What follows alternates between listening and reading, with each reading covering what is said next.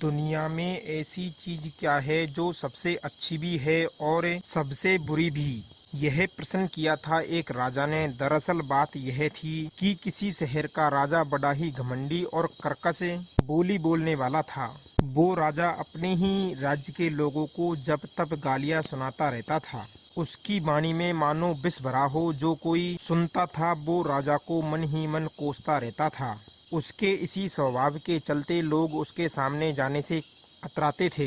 एक दिन राजा ने अपने समस्त दरबारियों से कहा कि देखो, आप लोगों की नज़र में जो वस्तु सबसे बुरी हो उसे मुझे ला करके दिखाओ। मैं इस बात का परीक्षण करूंगा कि इस दुनिया में सबसे बुरी चीज क्या है। राजा के आदेश अनुसार सभी ज्ञानी और मर्मज्ञ लोग बुरी वस्तु की तलाश करने के लिए चले गए। सभी लोग अपनी अपनी सोच के अनुसार बुरी वस्तुओं को खोजकर राजा के सामने ले आए। कोई सड़ी गली वस्तुएं उठा लाया तो कोई कीचड़ उठा लाया, कोई मलमूत्र ले आया, कोई कड़वे पदार्थ उठा लाया। अब तो लोगों ने राजा के सामने हजारों तरह की चीजें ला करके रख दी और उनके बुरे होने की विशेषता भी राजा को अच्छी तरह बता दी। परंतु राजा को किसी के भी तर्कों से कोई भी संतुष्टि नहीं मिली। उस ही राज्य के अंदर एक बड़ा ही बुद्धिमान चरवाहा रहता था। जब उसने सुना कि हमारे राजा साहब ने एक शर्त रखी है कि जो कोई उन्हें सबसे बुरी वस्तु ला करके देगा और उसकी विशेषता समझाएगा तो राजा साहब उसका सम्मान करेंगे, उस चतुर चरवाहे ने क्या किया कि अपनी एक मृत बकरी की जीभ काट ली और राजा के समक्ष लेकर के हाजिर हो गया। राजा ने देखा कि एक व्यक्ति जीभ लेकर के आया है तो राजा पूछने लगा, हे युवक, तुम्हारी नज़र में यह जीभ दुनिया की सबसे बुरी वस्तु कैसे है? तो वो चरवाहा समझाने लगा कि हे महाराज, यह जिह्वा ही दुनिया की सबसे बुरी चीज है, क्योंकि समस्त बुराइयों की जड़ यह जीभ ही तो है। कहते हैं तीर और तलवार से लगने वाली चोट उपचार से सही हो जाती है, परंतु इस जिह्वा से बोला गया कड़वा सच हृदय में गहरा आघात पहुंचाता है, जिसको ना तो कोई औषधि ठीक कर पाती है और ना ही कोई मंत्र। इस चोट को लेकर के जीवन भर मनुष्य भटकता रहता है। यह जीव अपनी विषवाणी से हजारों लाखों लोगों को अपना शत्रु बना लेती है। इस जिह्वा के द्वारा उड़ेला गया विष उसकी समस्त अच्छाइयों को नष्ट कर देता है। अपने पराये हो जाते हैं, मदद करने वाला भी फिर आपकी मदद नहीं करता। मजबूत रिश्तों में भी दरार पैदा हो जाती है। यह सब करने वाली यह जीभ ही तो है। शत्रुओं की संख्या बढ़ाने वाली यह जीभ ही तो है, क्योंकि यह कड़वाहा बोलती है। इस प्रकार उस चरवाहे की बात सुनकर राजा को अपने ऊपर कुछ लज्जा सी आई और राजा सोचने लगा कि मैंने न जाने अब तक कितने शत्रु पैदा कर दिए, क्योंकि मैं तो हमेशा से ही कड़वा बोलता आया हूँ। मेरे द्वारा दी गई अच्छाइयों का भी कोई महत्व नहीं रहा। राजा ने उस बात पर ज्यादा चर्चा करना उचित नहीं समझा, क्योंकि उसमें राजा के दोष निकलकर बाहर आ रहे थे। राजा ने अगले दिन दरबार में फिर एक प्रश्न रख दिया और कहा कि अब मैं आप सभी को आदेश देता हूं कि इस दुनिया में सबसे अच्छी जो चीज है उसे आप मेरे सामने लेकर के आओ। मैं जानना चाहता हूं कि इस दुनिया में सबसे अच्छी चीज क्या है। राजा की बात को सुनकर के सब लोग अच्छी चीज जुटाने में जुट गए। अब की बार लोगों ने अपनी बुद्धि अनुसार जो चीज अच्छी समझी उसको राजा साहब के पास लेकर के आए। कोई घी लाया, कोई गुड़ लाया, कोई शहद लाया तो कोई सुगंधित एवं खुशबूदार फूल लेकर आया।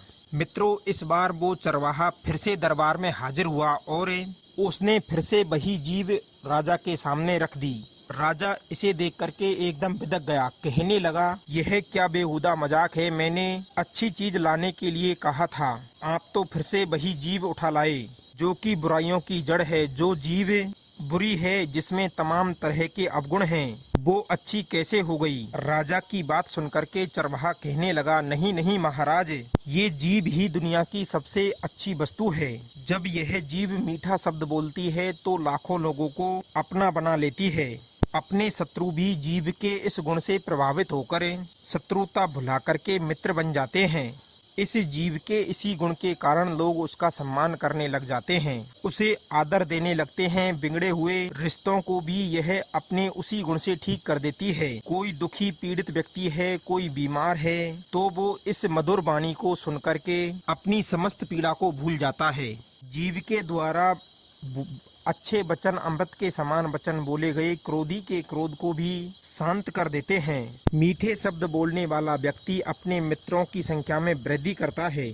अजनबी व्यक्ति भी आपकी मदद के लिए तैयार हो जाता है। स्वादिष्ट व्यंजनों का सुख भी इसी जीभ से प्राप्त होता है। पति पत्नी में जीवन भर रहने वाला प्यार की वजह भी यह जीभ ही है। इसके अमृत जैसे वचन हमारे हृदय में ऊर्जा का संचार करते हैं, हमारे अंदर जोश भर देते हैं। जब यह जीभ भगवान का नाम जपती है तो मोक्ष का कारण बनती है। ये जीभ मृत्यु का कारण भी है और जीवन का भी। ये मौत के मुख में भी धकेल देती है और मृत्यु के मुख से भी बाहर निकाल सकती है। इस जिह्वा पर विष का वास भी है और अमृत का भी। अब यह आपको तय करना है कि आप विष को चुनते हो या फिर अमृत को। विष को चुनोगे तो दुख मिलेगा, अमृत को चुनोगे तो सब सुख की प्राप्ति होगी। इसलिए महाराज यह जीभ ही दुनिया की सबसे अच्छी चीज है। अपने विवेक का इस्तेमाल कीजिए और इस जीभ से अमृत वचन बोलिए।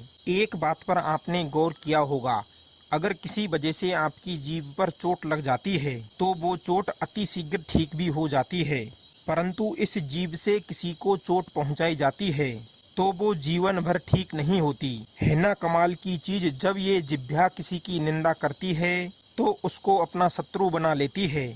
जब यह किसी की प्रशंसा करती है तो उसे अपना मित्र बना लेती है। एक बार यक्ष ने धर्मराज से प्रश्न किया था कि बताओ मधुर वचन बोलने वाले को क्या मिलता है, सोच विचार करें।